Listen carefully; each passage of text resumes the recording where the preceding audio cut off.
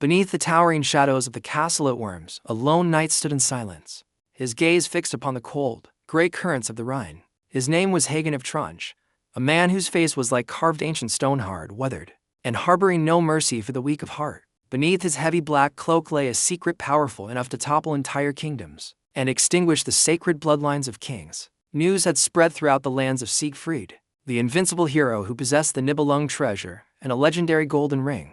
Hagen did not desire the gold for luxury. He understood that true power lay not in the edge of a sword, but in the symbols of authority that bound fate. The ring was no mere ornament.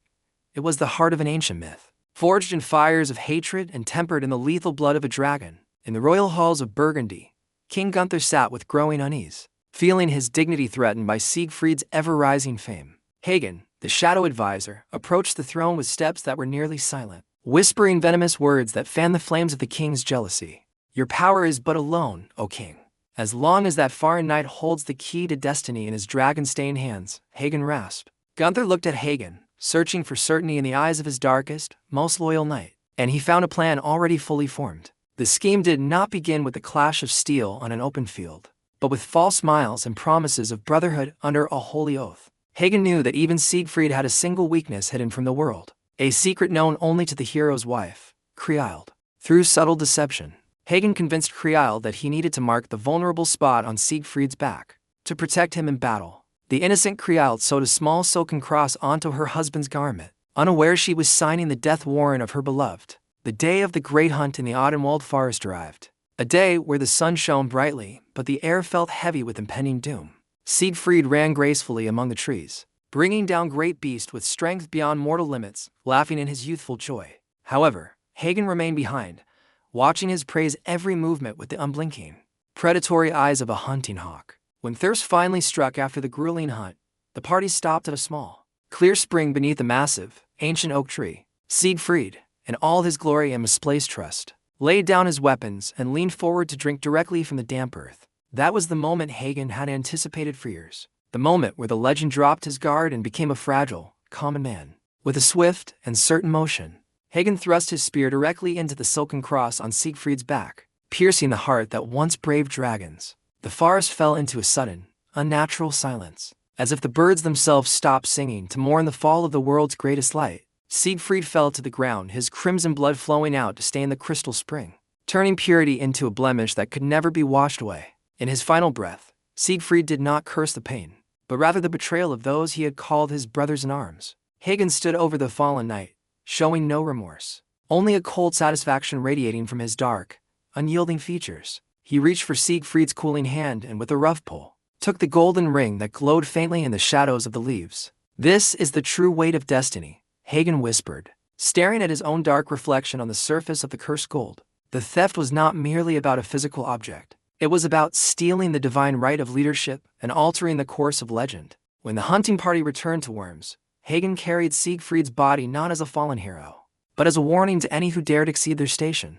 Kriemhild's scream upon seeing her lifeless husband echoed through the halls of the castle, tearing at the hearts of all who heard it. Yet Hagen remained upright, clutching the ring within his fist, defying every suspicious and tearful glance cast his way. Internal conflict began to rip the Burgundy kingdom apart from within, for the Nibelung treasure was now under Hagen's protective grip. Hagen realized that the gold and the ring brought a climate of strife and sterile greed to anyone who kept them above the ground. Thus, he made the decision to hide the treasure in a place untouched by human hands, in the bottomless depths of the river Rhine.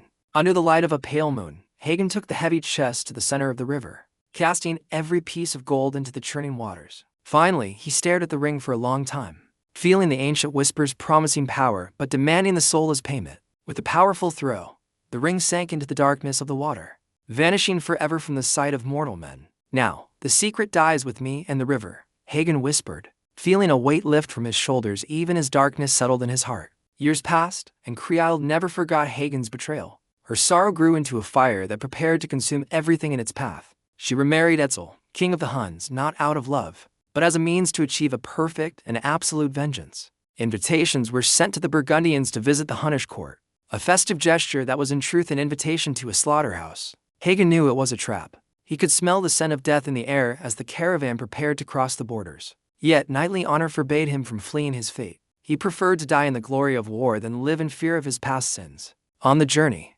Hagen encountered water sprites in the Danube who warned him that no knight would return alive from the land of the Huns. Instead of turning back, Hagen destroyed their ferry boats so that no man would be tempted to retreat to the safety of Worms. "We shall face this end as men, or not at all," he declared to the soldiers who had begun to tremble with fear. Upon arriving at King Etzel's hall, the tension was so thick that a single sword dropped to the floor could have ignited a massive civil war. Hagen sat in the place of honor, yet he refused to unbuckle his sword, letting the weapon lie across his knees as a sign of defiance. Kriald stared at Hagen with pure, unadulterated hatred, demanding a confession for Siegfried's murder and the location of the treasure. Hagen only offered a thin smile, a smirk that mocked death itself, and refused to utter a single word regarding the Rhine secret. The banquet, which should have been filled with laughter, turned into a slaughterhouse when Hunnish warriors launched a sudden attack. Hagen rose from his seat, cutting down any who dared approach with a strength that seemed borrowed from an ancient, vengeful rage. Blood soaked the floors of the hall,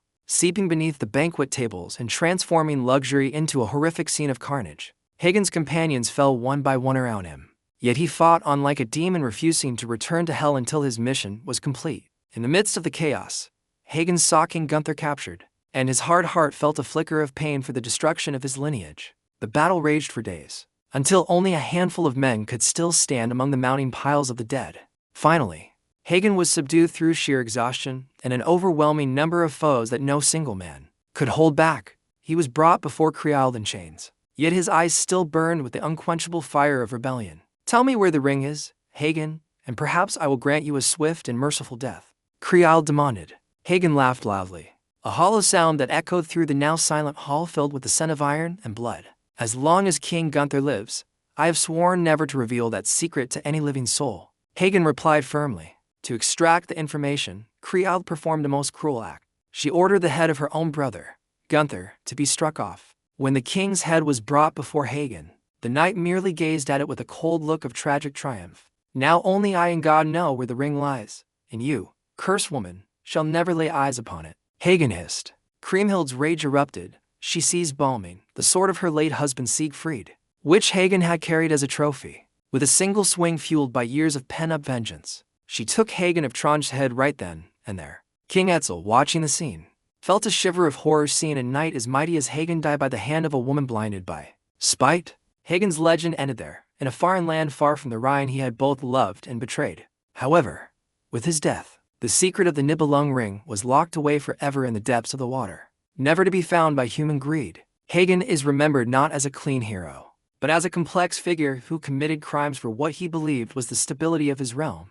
He was the shadow to Siegfried's light, the necessary pull to balance a mythic world full of both magic and tragedy. His story is a warning of how the ambition to protect something can transform into the very act that destroys it. The ring he stole was not just a symbol of power, but a symbol of the moral burden borne by those who dared to toy with destiny. In Worms, there were no more celebrations, no more laughter in the once grand halls, only the silence left by the fallen knights. The common folk whispered Hagen's name with a mixture of fear and respect, remembering him as the knight who stole the sun from their lives. Some say that on certain nights, the ghost of Hagen can still be seen walking the mist-shrouded banks of the Rhine. He appears to be searching for something in the water, a redemption he will never find in the halls of eternity. The Rhine continues to flow, carrying with it the secrets of gold and betrayal buried deep beneath its shimmering surface. History may write him as a villain, but legend views him as the gatekeeper to the twilight of the gods. Hagen never sought forgiveness for him.